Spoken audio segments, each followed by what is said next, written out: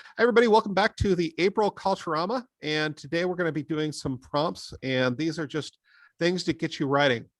An important thing to remember when you're doing prompts is that perfection is not the goal. Perfection is the enemy. So what you're trying to get here is just some words out. You're not trying to get anything absolutely perfect and wonderful. We'll give you a chance to, we'll give some people a chance to read their work. I think if we have all 31 people wanting to read, it's not going to be possible. But I'd love to hear something from you. Admit somebody else. We've got 4 prompts and an hour and 45 minutes.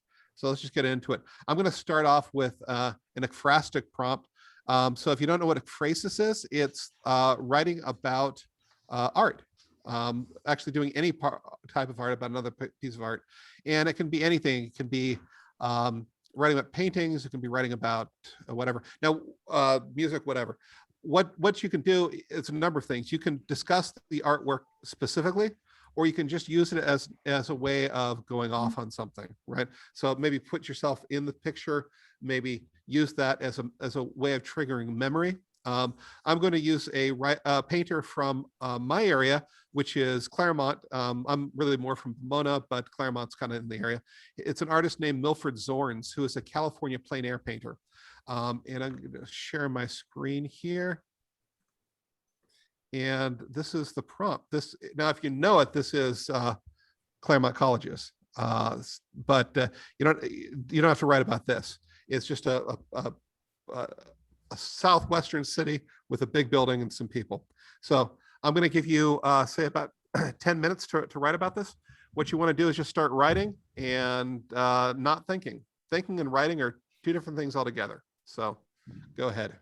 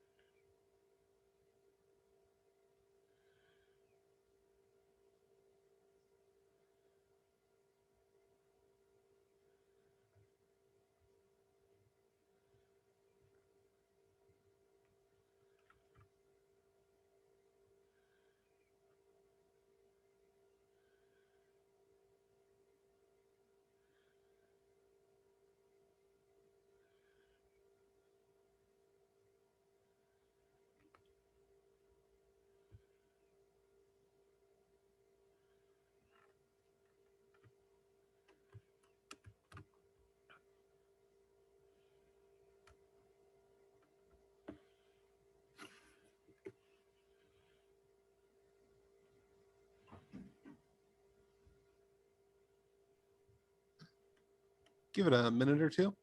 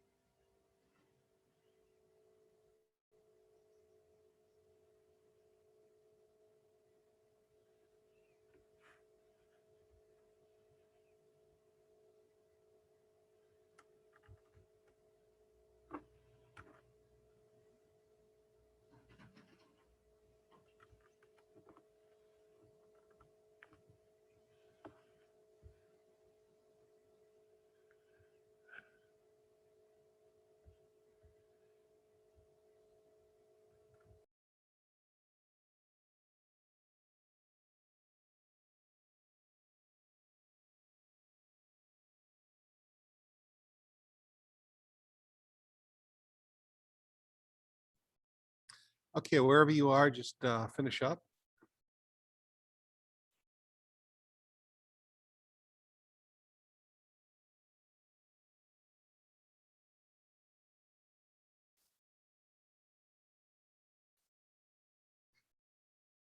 Yeah, Kelly, there's some things that we don't have a good vocabulary for, like smells. We don't have a good, just humans don't have a good, or at least English speakers don't have a good vocabulary for that. Okay, so we've already got people who want to read. I assume that's raising your hands up, Jose. Am I right? Okay. Um, great. So I think we'll start with Jose. Okay, great morning, everybody. It's a pleasure to be here with great people that inspire you. People wander aimlessly without any destination in life. The school system conditioned them to go, but there was no passion or experience on how to reach that elusive destination. Minutes, hours, days, weeks, months, years, decades passed, and they found themselves in the same place. They asked someone who was lost as they were, and that individual had the same question. Why are we doing this? Since they were clueless, they decided to continue traveling without a goal and blaming each other for their situation.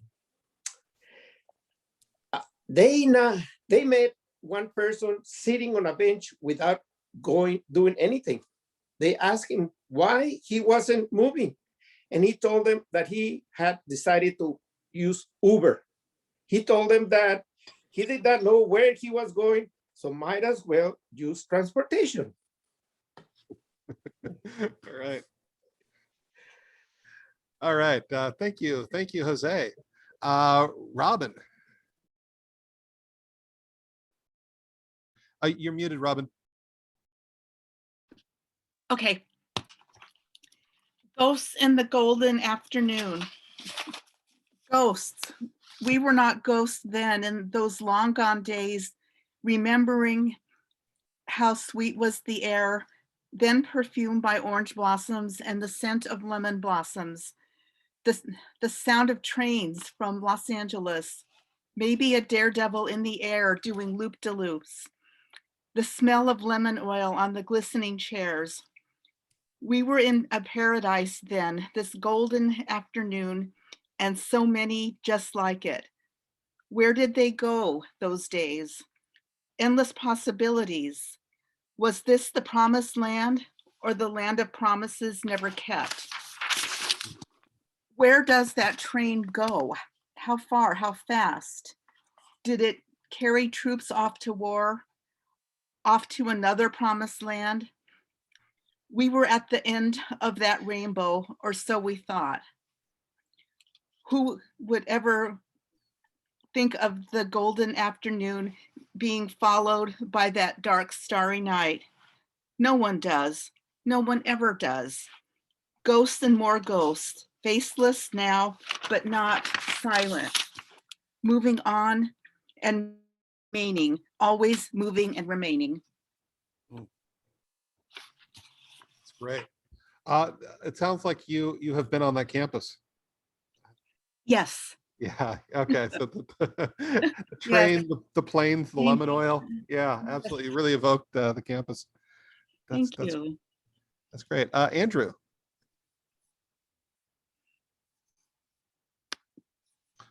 You're muted.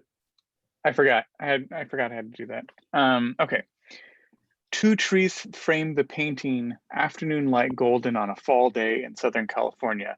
Students, teachers going to and from class. Their lives each a singular moment here, but an ever-expanding universe within and without. Shapes half remembered. The stately building rises prominent in the focus, drawing the eye past the crowd above the very people it is there to serve, drenched in golden hues. Lush green belies the space, a moment given by natural rain or by water siphoned from an already parched desert. The deep shaded greens promise soft, cool breezes, and the sunlit branches offer warm, a respite from the cool interiors of the buildings or shade of other trees. The sky, visible for a moment, beckons the gaze outward and above, a final tie-in to the rest of the wide world, a connection from place to place. That's fantastic. I know you've been on Claremont campus. Michelle.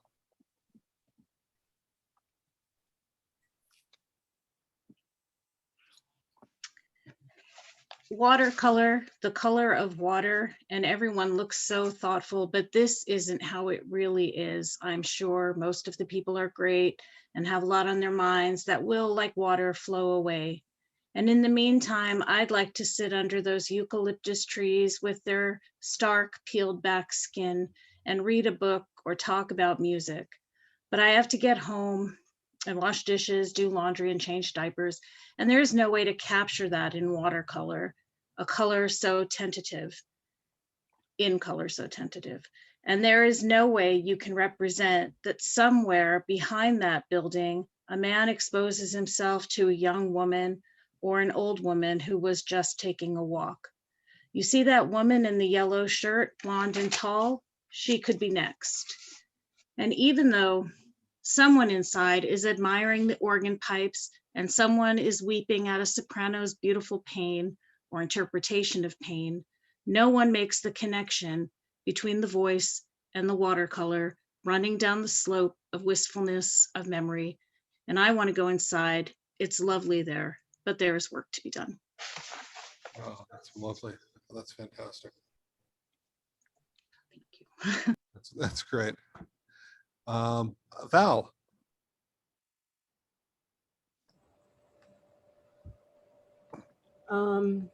This reminded me of somewhere else besides Claremont. I remember the fall days of college at University of Arkansas when I walked among the old buildings, one of them being Old Main. It stood amidst the fall-colored trees in the background, the gold and yellow and red and green. It was so beautiful and stood in such contrast to the concrete Southern California I had known and grown up in. I was a newbie to the Ozarks, but a happy one, a delighted one. I was in a new world of color and friendly people who loved where they lived, and now so did I. It was magical.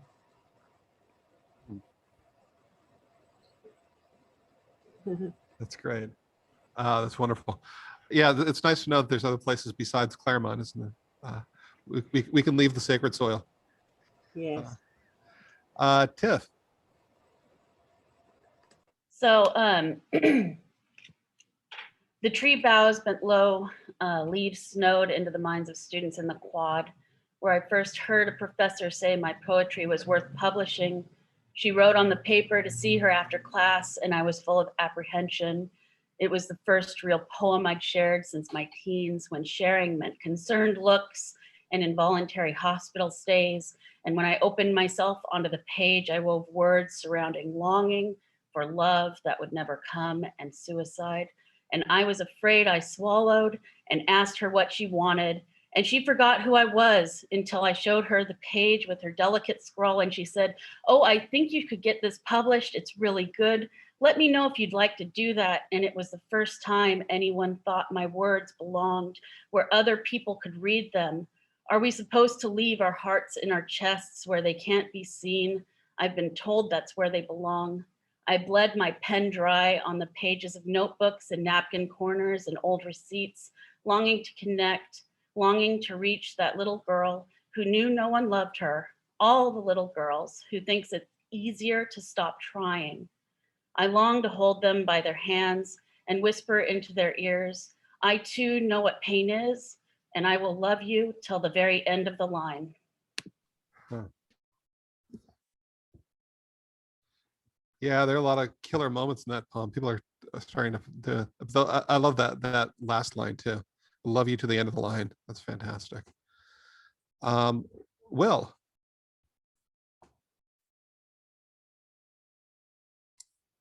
The first thing that came to mind, well, it's obvious. In 1972, we returned to Iowa City after 5 years in Tanzania. We had been totally removed from all of the happenings at home. The United States was deep in the Vietnam conflict, and protests were happening all over the US, especially on college campuses. At an Ohio University, one student was shot to death during a protest by the police. I didn't read that right. Was shot by the police. At the University of Iowa, many students were protesting and ready to burn Richard Nixon. Another protest was feminism. Women were seeking equal rights. They were protesting anything manly or gentlemanly. I walked into the admin building on the Pentecrest one terribly cold and miserable day. The sleet was falling and soaking all of us. As I went into the building, I became aware of a person behind me. She was a woman, and my long training was always to be a gentleman. I swung the door open and stepped aside to let her in. As she got right next to me, instead of saying thank you, she turned and spat in my face, "Male chauvinist pig," and stalked by me in disgust. I got the message loud and clear. I could treat women as indiscriminately as I did men. On another occasion, I was standing in front of a urinal when a woman walked in, obviously braless, marched into a stall to use the John, and that's when you told us to quit. Okay. All right. Thank you. Tiffany, did I cut you off earlier? I thought you had your hand up again. Oh, no, sorry. I was trying to put it down, but you put it down so fast. Oh, I see. Okay. Yeah, sorry. No. Okay. So thank you all for sharing. Our next, oh, is that right? That was Joe Scott Coe. That was interesting. It was, yeah. I'll never forget that day. Yeah, Joe's an incredibly good teacher. Okay, so our next prompt, I'm going to give you kind of a little bit of an odd one. Just the word egg, right? And now there's a lot that eggs are, and they can represent. They can be, I got the chicken eggs, we've got these, which are loaded with controversy, but they also taste good to a lot of people. You can think about it in a metaphorical way. You can think about, I just said it right now, and I flashed back to the 70s. My mother used to buy pantyhose and an egg, and that used to be a thing. There's all sorts of things you can write. So just is that what they were? Legs, the eggs. Mm-hmm. Okay. Okay. So whatever memory where this takes you, just we're doing the egg prompt, and I'll give you 10 minutes for this.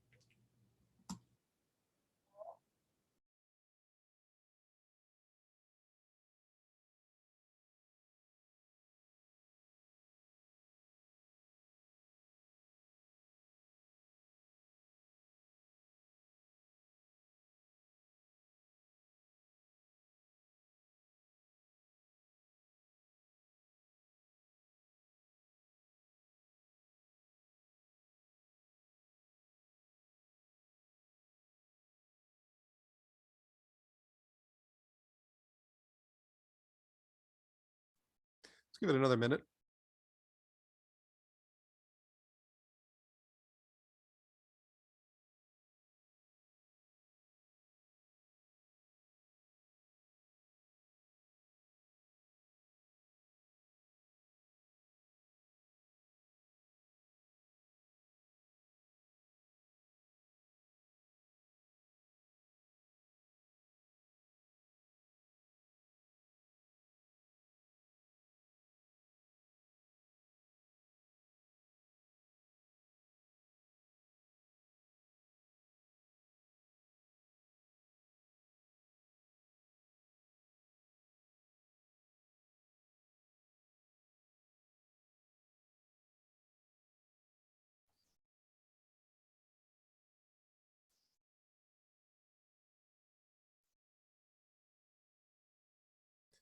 All right, wherever you are, just finish up that sentence. And now that Aruni put that in the chat, nothing beats a great pair of legs. I can hear that song, that little jingle. Okay. Yeah. Kelly is up first. All right, can you hear me? Yeah. Okay. Egg. Good egg, he says, and I'm thinking back. Was it Gatsby where I first heard that phrase? I'm a good egg, I guess, fresh and edible, soft, fluffy, even when hard boiled. Another egg phrase for me. Deviled maybe also. Not huevos, balls, his eggs, plural and domineering in their multitudinous way. I am not good eggs. I am a good egg, singular, single. And then I realize how this good egg, through a turn of phrase, is rejected. I am good enough, not great, not worthy of more, plain, useful, functional. And I know this is our last moment together because I deserve someone who sees me, my utilitarian self, as a Fabergé. Thanks.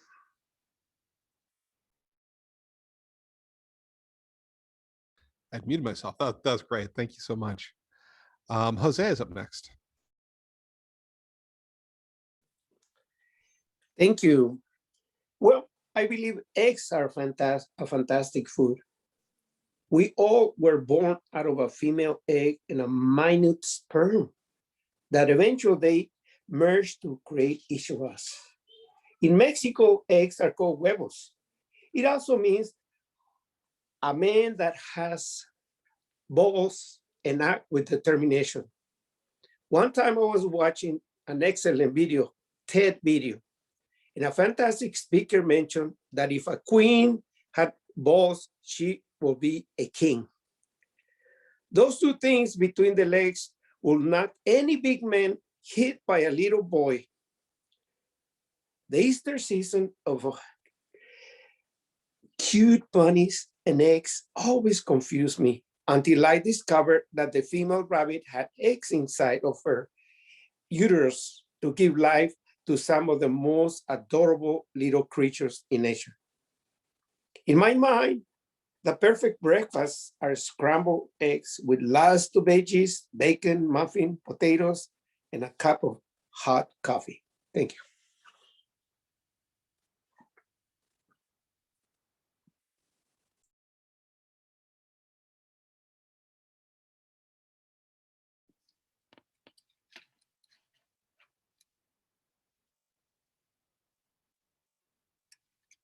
You're muted, John. Thank you for telling me.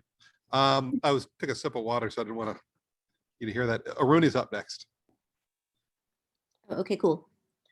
Erupt the shell case of the world, drown in the rushing albumin tide. Opaque ropes of white, the chalice hold the yoke center, but the anchors hold brakes. Slippery yellow sun whips past, a comet protein streak, and all the sustenance lost. Take shelter in the wreckage of a dimpled calcium hull, too afraid to join the revolution slipstream. Scrawled on an obsolete manifesto leaflet, you can't make an omelet without breaking a few eggs. All right. What was the first line again? Would you reread that first line? Erupt the shell case of the world. I love that. That's great. A little outside my normal. Yeah, but that's a beautiful prompt. Val. Thank you. Eggs, undesirable eggs. Eggs, something I think of is not good for me anymore, though I'm not sure why. Is it because it's oval and that's scary? Is it too white and holy? Is it the cholesterol in the yolk? Or again, in the nasty white? Is it just because it's too fragile, just like me? I think that's it. It reminds me of me. It breaks with the easiest, smallest of touches. Just crumbles and falls apart with its poor guts of yellow and clear ooziness just dripping slowly out, like me.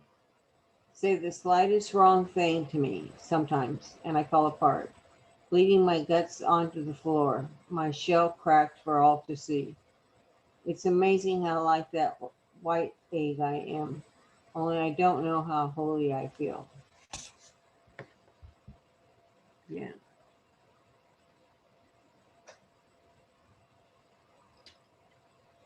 I really love that last line. That's really great. But I don't know how holy I feel. It's wonderful. Tiffany.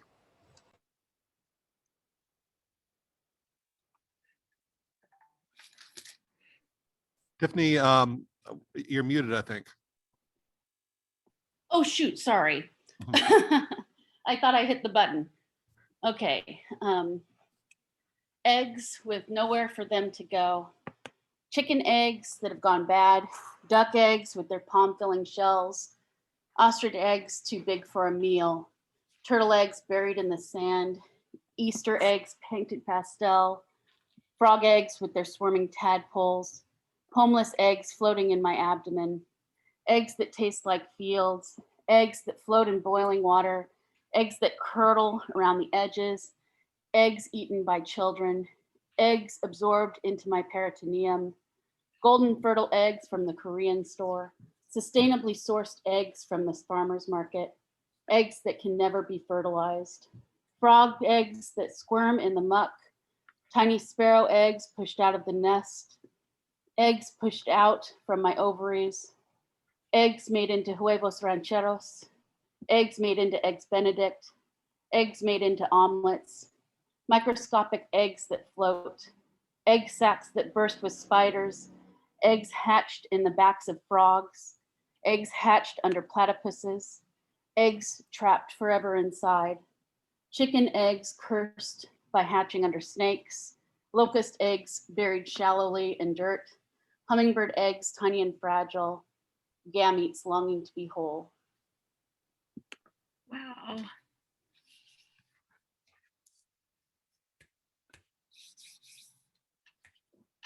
That's think really wonderful. Yeah, thank you. I always do that. That's really great. And I love how you brought it back several times to the speaker. It's really great. Michelle.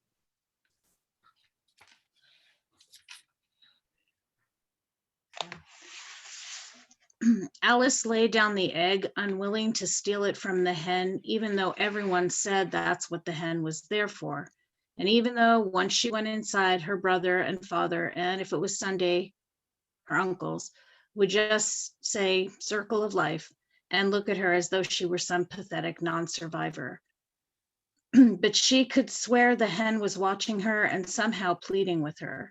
And even though Alice knew the egg most probably wasn't fertilized, she just couldn't do it. She walked instead to the pomegranate tree, rolled the fruit on the brick wall, squashing the arrows. A boy down the street taught her how to find the pliable space, bite, and let the juice flow into her open mouth.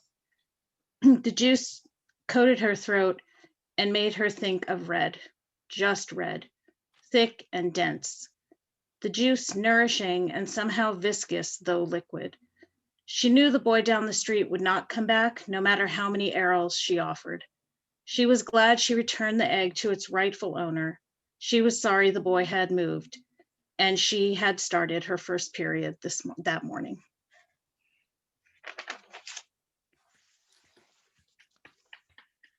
Oh, there's a lot going on there. It's fantastic. Too much, too much. No, I think No. it's completed basically, right? Maybe some revision. Connie. Thank you. I think of frogs' eggs in the spring, large enough to see as they grow in the pond waters. Wait a few days, see the tadpole shape appear, then watch as they escape the protective membrane surrounding them. They swim into their new life, propelled by a tail. How does it feel as the tail shrinks and disappears? Most of his existence and survival comes from his ability to move quickly away from danger with the flip of his tail. But daily it grows shorter as his legs extend. First, the legs must seem a hindrance to him. What do they mean? How does it feel about something that dangles behind, obstructing the tail that is all important to avoiding the predators that lurk in the pond? But this is growing forced on us. The tail erodes away, but the legs develop and support us. Soon we can crawl out on the land. Danger approaches, but we can leap away. To our surprise, legs we once despised are now our greatest asset. Oh, that's great. Yay. That's fantastic. Do you have frogs in Alaska? I know that's probably a stupid question. Yes. Okay. I always wonder about cold places. All right. Robin. Right. The Egg and I. Edie the Egg Lady. Petty Egg. Egg someone on. Egg house. House of eggs. Go lay an egg, said Wallace Beery to Jeansy. The egg that went to Da McCourt, that egg because he needed it more than the children and there was only one. Monarch egg on a milkweed leaf. A promise for a new beginning, a beautiful and short life. In the end, is this not what all eggs represent? Beauty themselves in their perfect form and purpose, perfect marriage of form and function, really. Other eggs, Fabergé eggs, exquisitely jewel encrusted, their own type of perfection. But they did not save the doomed Tsarina who loved them, who collected them like so many others in her class, yet not so many others. Her perfect children who could not bruise and bleed. Now we see the eggs on display and instead think ones who once held them so dear. The end. Great. It's fantastic. Okay. Yeah. And then Chella. Okay, let me see. Yeah. Something about an egg. Delicate shell cracks at all angles, balanced on a pedestal. Yolk pulled at the center. Jagged edges, yellow dripping. Life ends in one fell swoop like Humpty Dumpty. All the walls we take great falls from, all the time dangling on the side, reaching for a hand, a shoulder, anything for hope that we won't be shattered.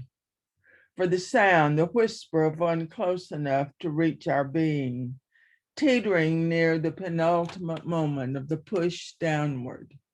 Nothing stings like love demolished, burst on a vanishing floor. Oh, that's gorgeous. Burst on a vanishing floor. That's great. And Mary Ann.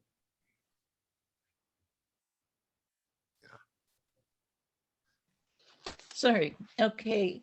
The egg, a total enclosure containing all that is required to ensure a healthy birth. Two elements, an embryonic sac and a potential embryo fighting to attach and grow into birth. Not all eggs are equal. Some rot and some are cast away. Some aborted like a ship sailing washed in a basin.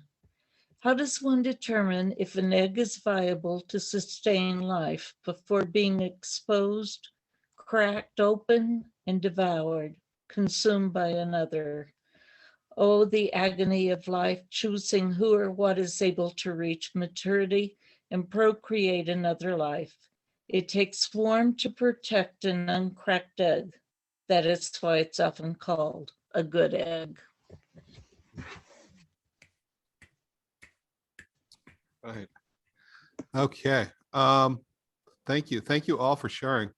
Um, we were talking about prompts the other day, and my wife said the egg one is going to bring out a lot of good stuff on people. So I'm really glad to see that. This next one's a little bit more controlled. We were talking before about seeing the world through your perspective and understanding that what you have to say is different and therefore valuable than what people. So I thought. So the prompt is just like a trip to the supermarket or the trip to the store, let's say, because I don't know what the conditions of your stores are and spread across the world. Trip to the store. But the best thing you could do is get something from your point of view, like something that you would notice that no one else would notice. I'm kind of a big guy, and when I walk through the stores, I knock stuff over, right? And so I always feel like I'm a Chewbacca, I'm just kind of going through and in the way. And so I might write about that aspect of my being, or what you might see things differently, you might understand things differently. That's what we want to see, right? What does it mean to be the story in your body, in your experience? All right, cool. And I'll give you 10 minutes for that. Could you repeat that one more time, John? I'm sorry.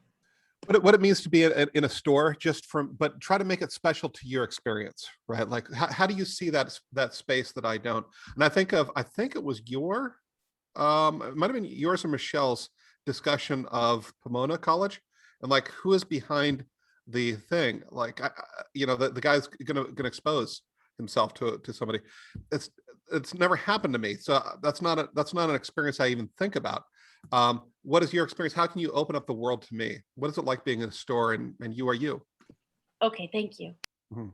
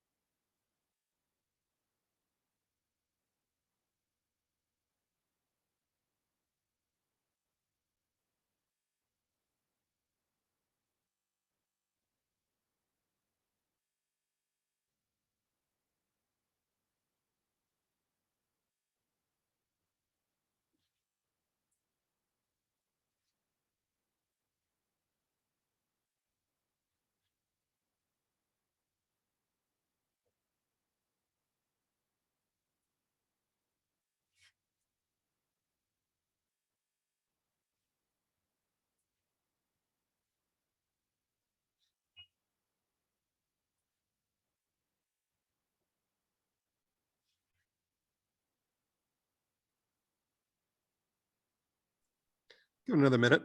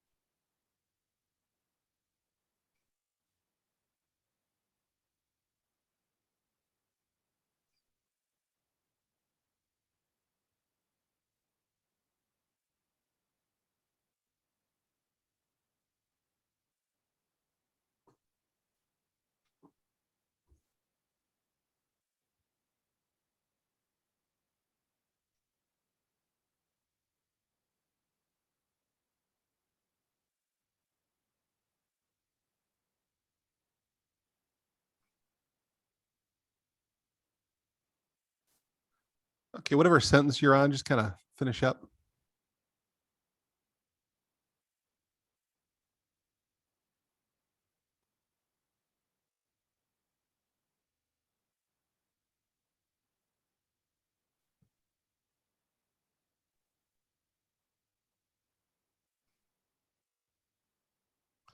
Looks like we started to lose our friends in the East.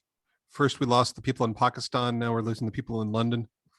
That's but at least we get to hear a little bit of them, which is great. Okay, so we have first Jose. Thank you. Here we go. Going through the store makes me think about the crazy election that just passed. So many people do not realize that socialism controls the lives of people. Think about Venezuela, where the ignorant mob elected a socialist that promised everything, and for a while they did. After a while, the horrible truth came to be. Now they know what starvation is. They raided the zoos to eat. I see these stores here that has abundance. And after a few months, not too long ago, there was scarcity, just like any socialist country. It is said, a pay will create massive, or the race will create, the race to $15 a meal will create massive unemployment. The prices will rise, the taxes will increase, the useless regulations will return, etc. It is sad to see how this land of true opportunity will turn into a land of chaos controlled by the aggressive mobs like in Portland.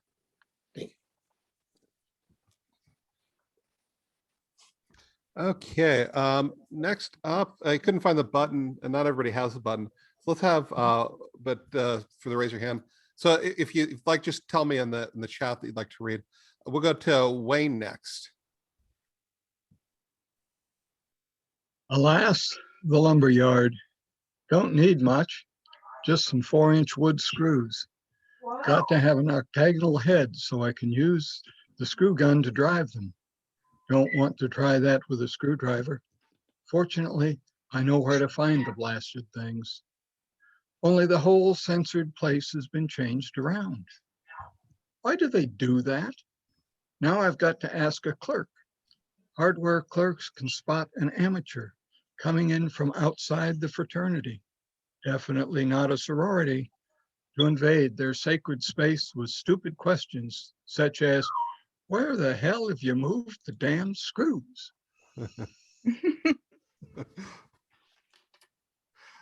That's great. Next up is Robert.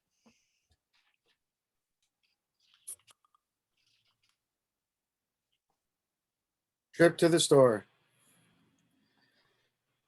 I take her 3-year-old little hand and cover it with mine tight.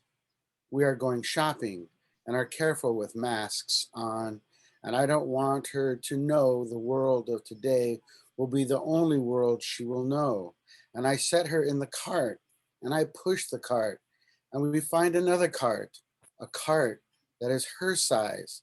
And she wants to push and buy things that she wants. And I want her to know abundance. So there are bananas and apples and oranges, and she wants them all. And I ask her if I can put a carton of eggs into her basket. And she says, yes, Grandpa. And we go pee because everywhere is a special place, a hidden room that she can inspect. And we can set the cart aside and we sing bye-bye water, bye-bye pee, bye-bye water to the sea. And we dry our hands, and we are good little people and good big people. And the cart with all her groceries are gone. And there is a woman, lovely and tall, and she is pushing the only little child cart in the store and adding her own groceries. And the little hand points to the woman and says, Grandpa, she has my cart. And I say, there are other carts, and she must really need a little cart. And wasn't it nice that she could use that one? And we go to get another cart to start again. Great. That's great. It's really good. Andrew. Okay. First, the list. What do I need? What I want comes later.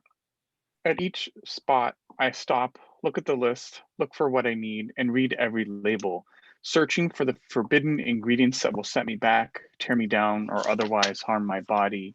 And these are commonplace in everything. An anxiety of eating, but not because of taste, texture, or terribleness, but rather how it affects me, turns the bathroom into misery and food into poison, a fine line between starvation, survival, and growth. An evolving litany of toxins others praise and use in every dish prepared or pre-prepared by others. The eternal question, will this hurt or harm? Can I eat this safely? Am I willing to risk new for pain? Or shall I stay staring at the label, wishing I never had to look farther than my bank account or even just my tongue? Wow. These are all great. I love how all of these are from, our perspective. So we've got the hardware store when things have changed. We've got the, grandpa's view of the place. And yeah, and Andrew's like, everything is freaking poison to you and how hard it is to eat. It's great. Tiffany. It all starts with parking. Will I find a place close enough? Will there be some asshole in the disabled parking who ran in just for a minute? And then it's the looks from people. Maybe it would be better if I had props, but living in leg braces as a child taught me nothing is as good at raising anxiety as knowing everyone is staring. Sometimes I make more of a production out of stretching my body after the short trip, so no doubt remains in onlookers' minds. It took a long time to accept the placard hanging from my rearview mirror, but falling down gives the advantage of perspective. Sometimes I am okay and I park in the regular spots and walk out the kinks, and sometimes I can hardly stand up straight and I pour sweat the entire time I'm grabbing groceries. COVID made it hard to get what I need, and when I ask for the help, to get things off the top and bottom shelves, I have to preface everything by explaining that I just had spinal surgery. I don't know if the looks of pity are any better than the looks of contempt. Wow. That's powerful. Wow, thank you. Michelle. Mine's very short. She sits at the entrance, her lap hidden under a plaid blanket, woolly with holes, her face etched in lines of sun. She looks at me like broken glass in a kaleidoscope, turning with each shake of her hand. Wow. It's fantastic. Okay, we've got Kelsey and Alisa. Let's go with Michelle first. You're on mute. Yeah. Okay. The line at Nordstrom Rack is irrationally long. it could be the difference between Claremont and Upland people. You're just here to pick up the shoes you ordered online, but that register is closed because of pandemic staffing limitations. And you're annoyed. You're mostly annoyed all the time. And stores are stupid places to go when you'd prefer solitude and rewatching Gilmore Girls, even the hard reboot for the 9th or 10th time, which makes you depressed. So you get dressed, making sure you don't wear anything that came from Nordstrom Rack because that would embarrass you. You step out of the line and look at the lipstick because you never find the right color for your ridiculous skin tone and don't really reapply it right. And you're wearing a mask anyway, and there are no strangers to kiss out at bars anymore. Wow, it's dumb. Wow, no, it's good. No, that last line. Wow. Yes. Yeah. How about Kelsey? Yeah, I've been loving all these. Thanks for all the shares. See if I can read my scroll.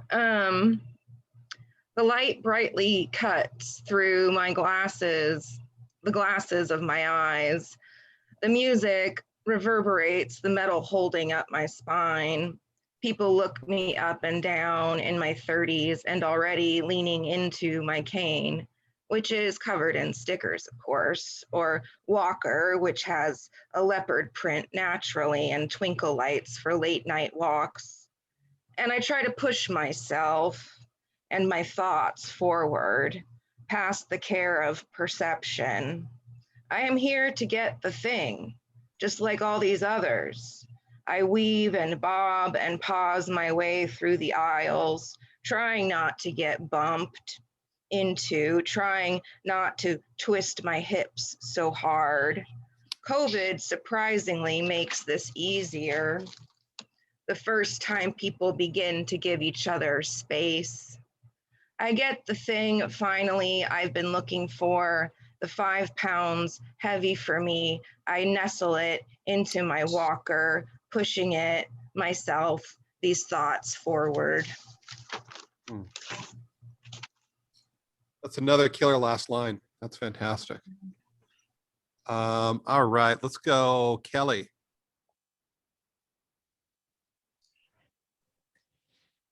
Oh, I just was given.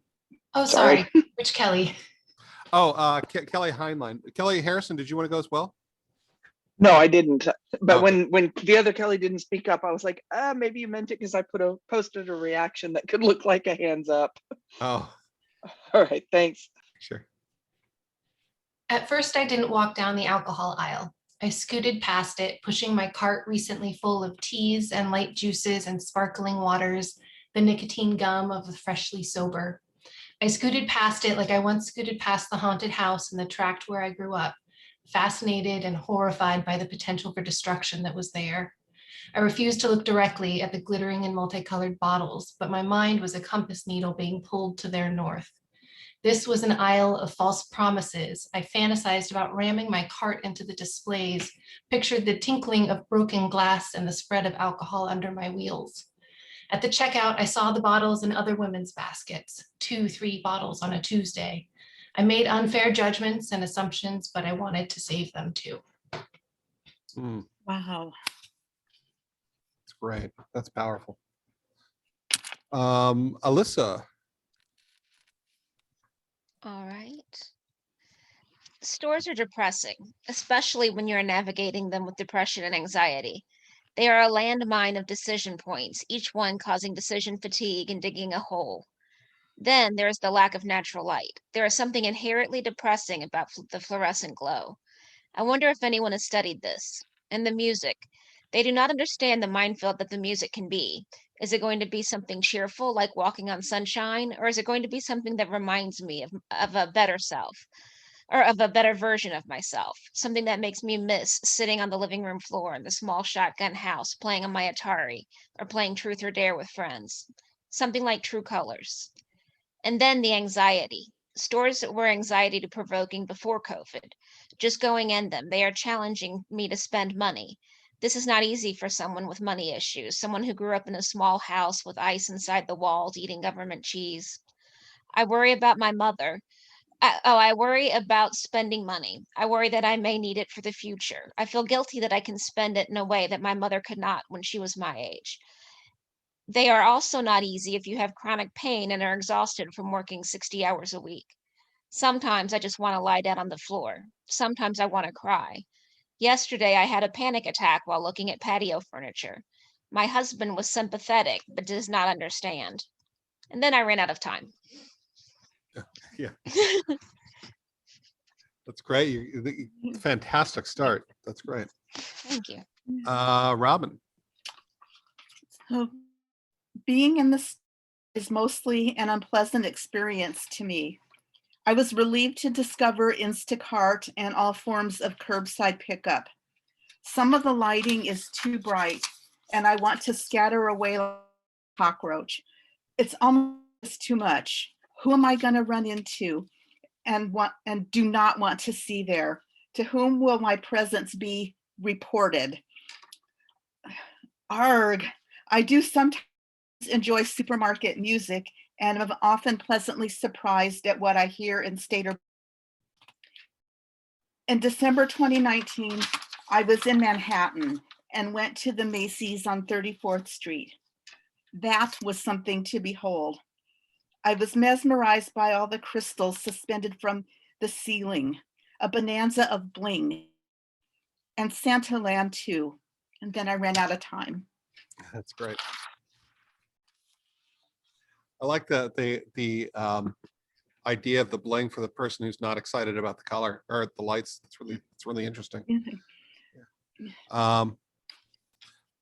Sylvia.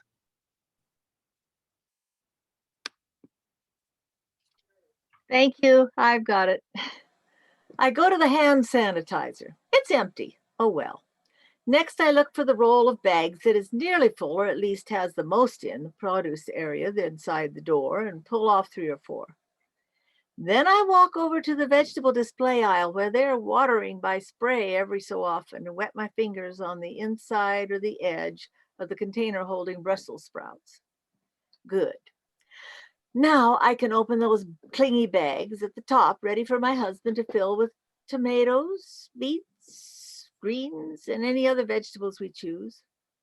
I have to wet my fingers several times to prepare enough bags for all the items we choose: bananas, apples, onions, grapes.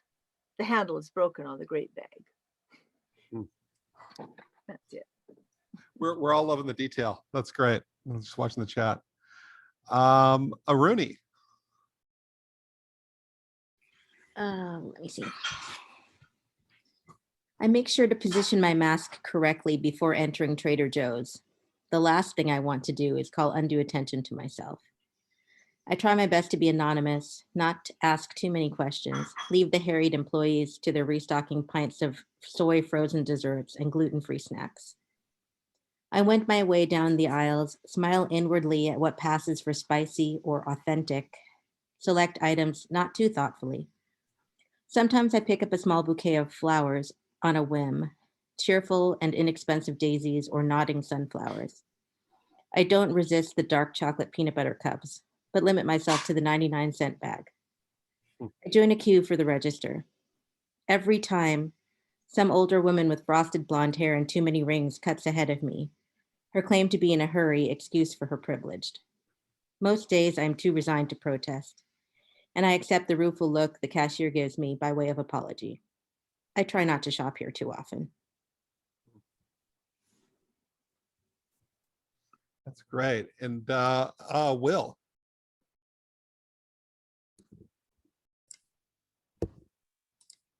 The best grocery store in Musoma, Tanzania, Africa in 1967 was dark and almost dingy. The Indian proprietor stood behind the counter, and some of his wares were on the shelves behind him. People stood at the counter and asked for various items on their list. There were very few indigenous people in there because his prices were too steep. We found that you could ask for almost anything. If you bought mayonnaise, it was in a bottle with several years' worth of dust around its neck. You might be taking your life in your hand if you actually ate it. One customer, in jest, asked for a tin of traffic jam. The proprietor didn't catch the joke and looked amongst his tins of jam. Not seeing that one, he turned to the customer and smiled. Sorry, we're just out. There's more at the dock. If you didn't want the expensive imported foods, you went to the local market where everybody shopped and dickered for every item you wanted. Yeah, there's an experience the rest of us don't have. Wow, that's great. Yeah. Okay. So that's great. We don't have a ton of time left for the last prompt, but we'll do it a very quick thing. So you really can't think about this. You just have to write. The last one's a little bit different. This is a letter to your younger self. Just give yourself advice, chastise, praise, whatever you like. Letter to your younger self.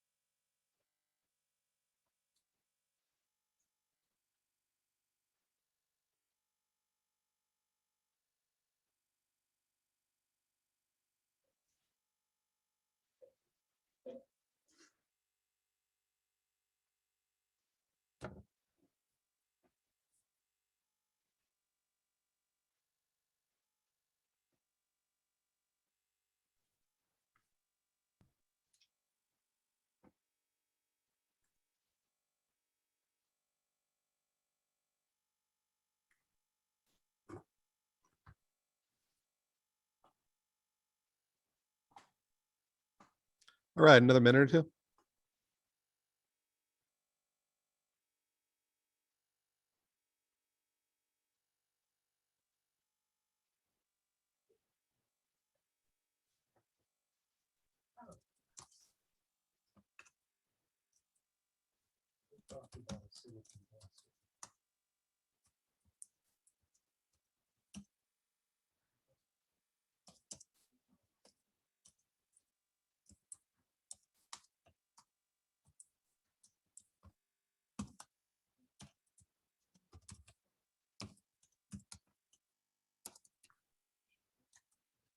There was some in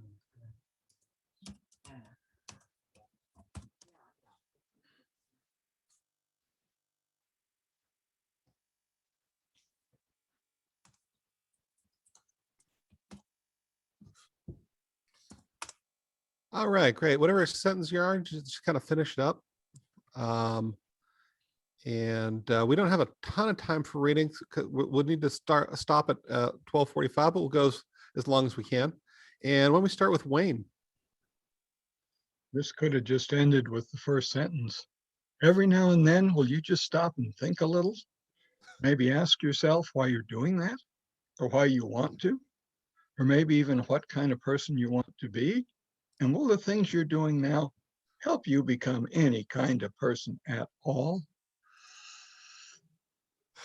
Oh, that was quick, but I think right on point. Oh, that's great. Okay, Jose. Yes. Dear Jose, you have screwed your life twice by marrying first a cheater or second a gold digger. God have mercy on you with your third and current wife. My first advice will be to marry at 35.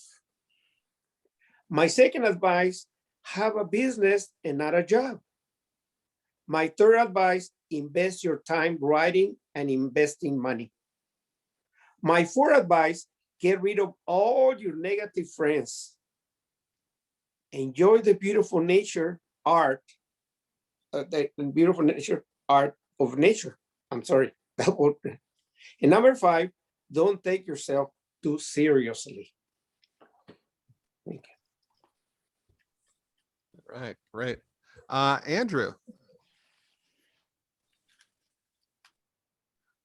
Okay. Enjoy life more and worry less about what your family thinks.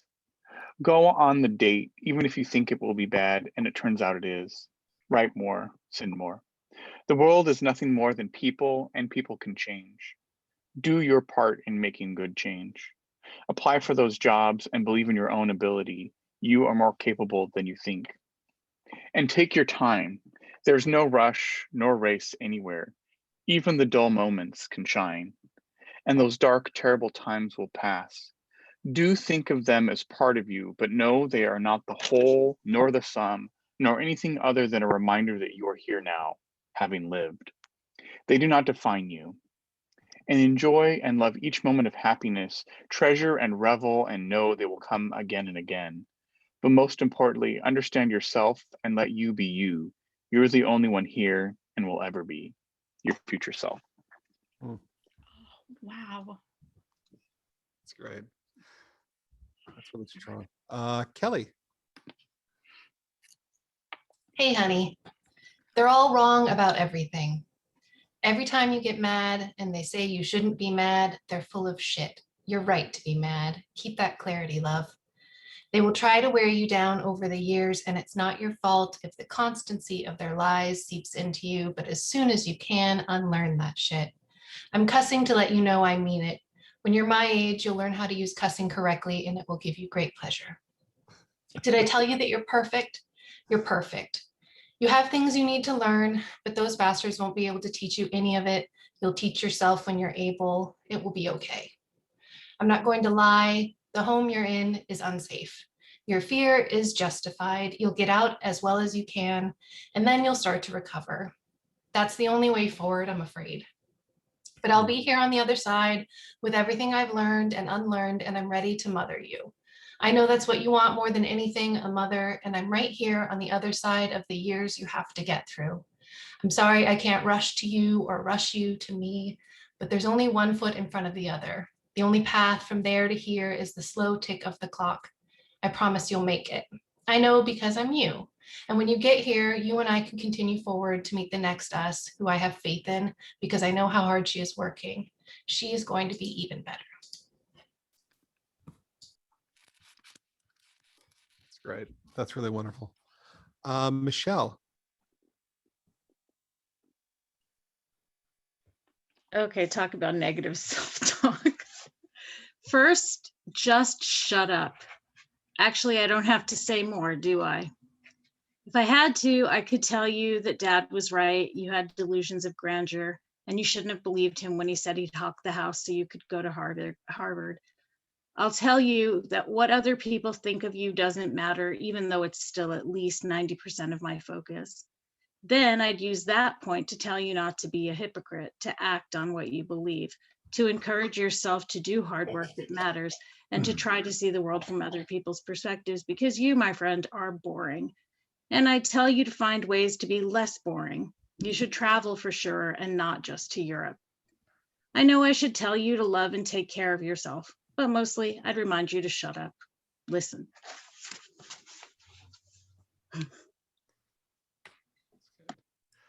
All right, Robin.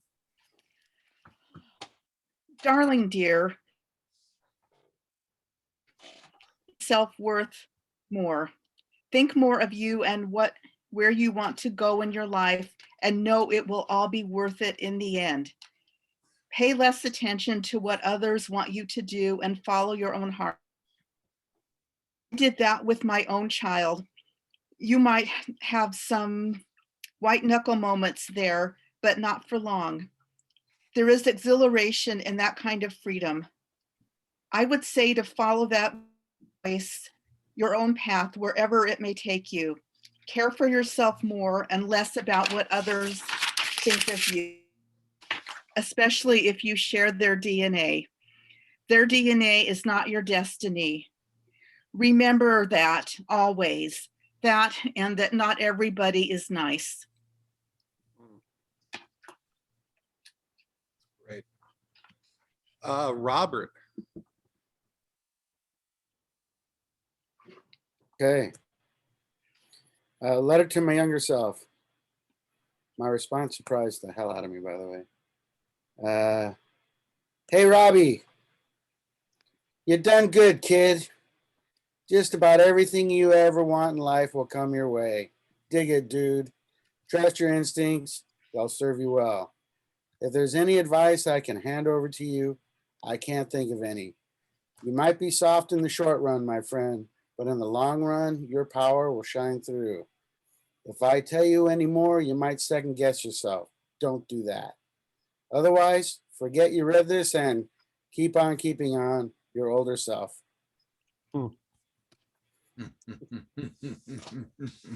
That's for the positive prompt. self-talk. That's good. All right, and Tiff. All right. I know you're still there, that you need what I cannot go back in time to give, and no one around you cares to. I wish I could be the person who calls CPS while everyone else sits on hands and laments, oh, something is definitely wrong. I would look you in the eyes, even though you won't look into mine, because that still makes you feel like someone will see too much of you, or you will see too much of them. I would not touch you because I know you don't like to be touched, but I would say, if you want a hug, just let me know. I would read your poetry and ignore your sister when she shoves art on top of the pages, and I would tell you that you will write truly great things one day, even if I know we never become the next greatest American poet. I will comb your hair gently and ask what you'd like to do with it, and when you say you want to wear it short, I will pull out scissors and give you the pixie cut mother never wanted you to have.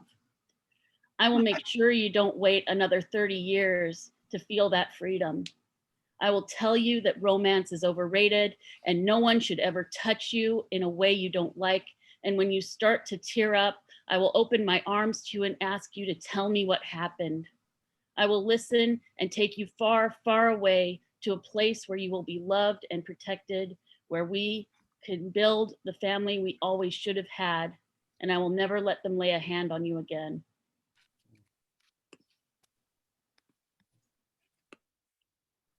That's really wonderful. We've got about 4 minutes if anybody else would like to read. Anybody else up for that? Okay, Connie, great. You can't know what comes next in your life, what joy, what pain, what achievements, or what failures. Just know one thing. You have worth as a unique person, a person of value who will share with others. You will be glad you lived when you are old. Oh. What a great thing. I love that ending. It's almost, you could take it straight out of Viktor Frankl's Man's Search for Meaning. You know, that you will know, you've lived when you're old. That's really wonderful. Okay, fantastic. Okay, well, up next we have Romaine Washington, who just has a new chapbook out, and we are going to, oh, there's Romaine. How you doing? And her work is just fantastic. Maybe ask her a little bit about the things that block her and how she gets through. I can't imagine being a high school teacher right now. And what you must be facing. Oh my gosh. All right, but let's take a 15-minute break and we'll come back here at 1 p.m. Thank you.